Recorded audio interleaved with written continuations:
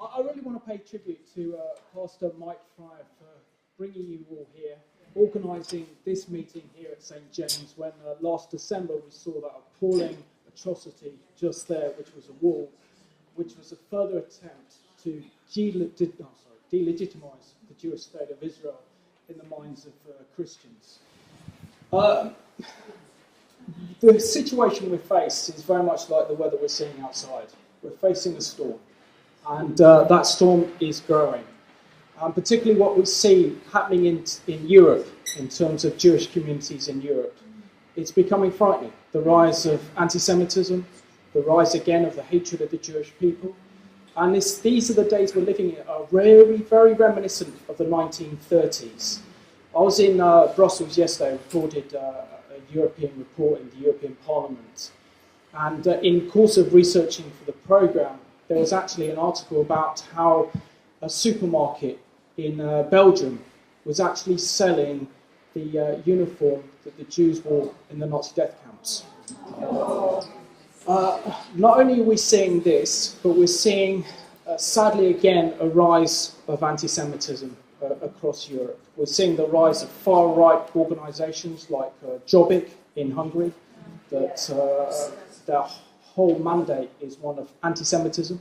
I was told yesterday by a Hungarian that members of Jobbik, or those associated with Jobbik, just went around with guns and with bombs and have actually attacked gypsies without any reason or cause. So what we're seeing again in the continent of Europe is this hatred rising. And when we also see that the EU's ambassador towards Israel, who has blamed Israel for the failed peace talks, and saying if the peace talks collapse, this falls on Israel's shoulders, that Israel will take sole responsibility for it. He also went on to say that it's Israel's fault. Now, if we look at the situation between the Israelis and the Palestinians, and we look at the negotiations between the two sides, when you have the president of the Palestinian Authority, Mahmoud Abbas, actually come out with a statement this year and says that he refuses to recognise Israel as a Jewish state, how can there be a peace process in the first place? Which goes completely contrary to the Oslo agreements of 1993 that was signed between the Israeli government and the PLO, which is the agreement which brings the two sides together to come to a final agreement. Now, what we're seeing in the EU is very alarming, it's very concerning, primarily because now they've adopted the boycott, divestments and sanctions campaign. Now, they're threatening Israel with something that's called EU guidelines, that any goods and services produced in Judea and Samaria, which, as we know, is the biblical heartland of the Jewish people, promised to them by the God of Abraham, Isaac and Jacob. So it's their land for inheritance. It's over 2,000 years or more of Jewish history and civilization in that land. And yet here we get the EU is saying that they will boycott and force a boycott on goods and services produced in that territory. That means Judea and Samaria, also known as the West Bank. It means the Golan Heights, and if anyone's been up to the Golan Heights, produce some fantastic wine. And also the other fact, they want to also divide East Jerusalem. And Baroness Ashton's come out and said that she wants to see Jerusalem divided between West and East Jerusalem. And any of you that have been to Jerusalem know that this is absolutely impossible. You can't divide a united city, which doesn't make any sense. But also want to share that Israel has friends in the European Parliament, and this is in terms of education. This whole thing today has been about education. And it's important that we educate our political representatives to the truth. Now, I did a programme yesterday. I would say it's an all-star cast because of the amount of quality of guests that I had on the programme. I had an Italian MEP called Pomero, and he is the vice chair of the European Parliament's Foreign Affairs Select Committee, in which he has to give reports to Karen Ashton about the situation in the Middle East. He's got a real heart and a love for Israel. And the most amazing thing about him, as I asked him, is did a bit of research on him, and he's become a spokesman for the Shomron region in Israel. Now, most MPs, let alone MEPs, do not touch the whole issue of settlements, let alone become a spokesman for them. So I asked him, how did you take this position? Because it's very unusual for an elected member of the European Parliament, let alone an elected member of the House of Commons, to make a stand with the Jewish settlers. And his response was, I went there. I was curious. I wanted to know what it was like on the ground. I wanted to see the settlements for myself. When he went there, saw the settlements for himself, he realised how much of this was propaganda. And so therefore, he just ignores all the issues to do with the lies and the propaganda put out by the Arab propaganda machine. On the programme, we also had a famous journalist called Edwin Black, who's just written an amazing book called Financing in Flames. I had the opportunity to interview him last Wednesday and got him on the programme again. It was recorded yesterday. And he's done a very, very detailed research about how our taxes are being used to fund and support Palestinian terrorism and the glorification of terrorism.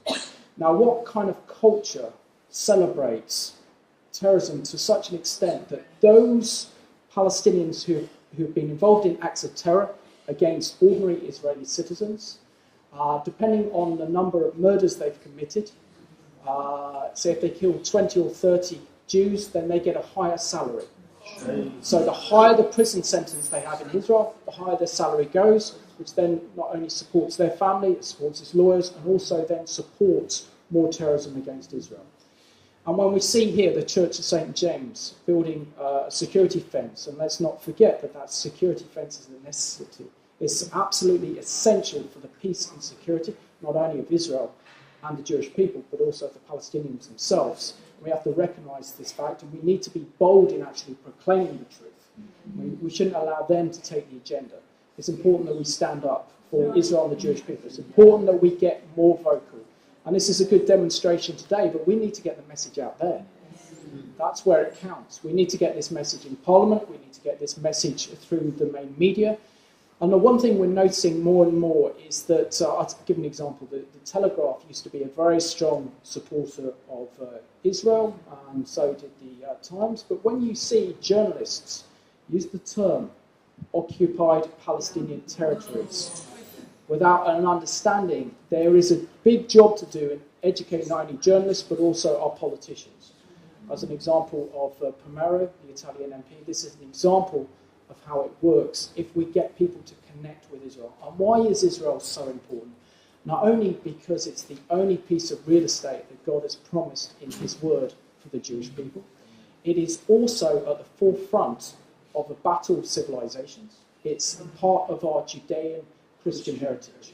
Now, if Israel goes down, and we're seeing what's happening in Europe now with the rise of anti-Semitism, that so many Jewish people are fleeing because of the violence they're seeing. In France, the situation facing the Jewish people has become unprecedented.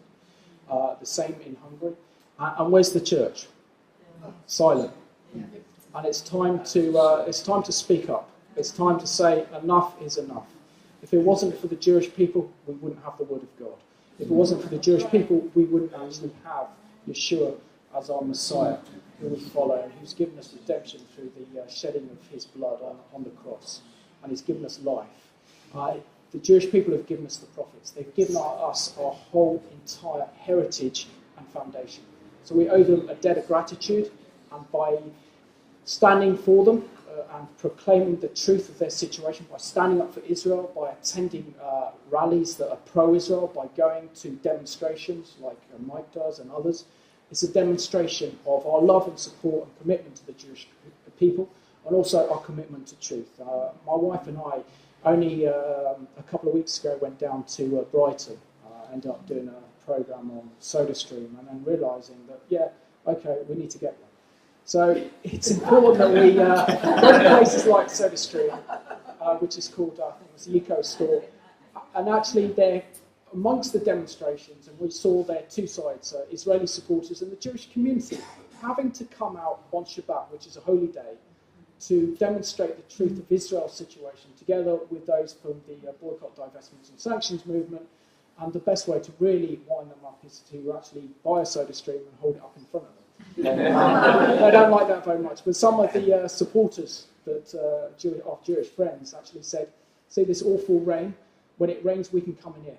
They have to stay outside. So we know ultimately that God is in control. And what we're seeing really over the last 10 years is a real friendship develop between Israel and the Jewish people and the Christian community. And I was very privileged to be invited to a Shabbat meal on Friday night with a good friend of mine called Zelmi Ufendorfer, who, with his family and everything else. And I tell you, there's nothing more remarkable than developing friendships with the Jewish people. They have so much to give, so much love, so much support. And without them, who are we? Amen.